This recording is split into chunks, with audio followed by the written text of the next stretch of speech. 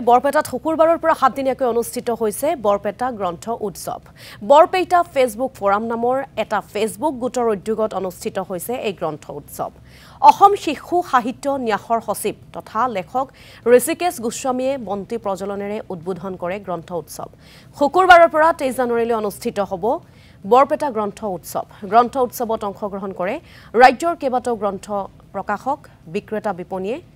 আৰু গ্ৰন্থ উৎসৱ উদযাপন সমিতিয়ে বিশিষ্ট সংগীতজ্ঞ, সংগীত পৰিচালক, সুৰকাৰ ৰমেন চৌধুৰীক বৰপেটা ৰত্ন সন্মানেৰে বিভূষিত কৰে। বিশিষ্ট সাংবাদিক মনোজ কুমাৰ গোস্বামীয়ে ৰমেন চৌধুৰীক প্ৰদান কৰে বৰপেটা ৰত্ন সন্মান। মই নিজে বৰপেটীয়া এজন হৈ পেলাই এটা বৰপেটা ৰত্ন এটা যিটো উপহাৰ দিলে। আৰু বৰপেটাৰ আমাৰ যিমানে যি নহওক আমাৰ কৃষ্টি সংস্কৃতিটো বেলেগ।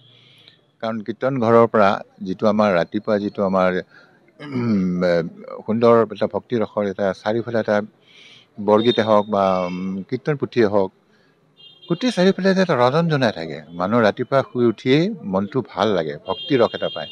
গতিকে তেনে বৰপেটাত মই আহি পেলাই মই নিজে বৰপেটীয়া হৈ পেলাই আকৌ মোকে বৰপেটাৰ ৰত্ন যদি দি দিলে উপহাৰ, মোৰ এইটো মানে কেতিয়াও জীৱনত পাহৰিব নোৱাৰোঁ।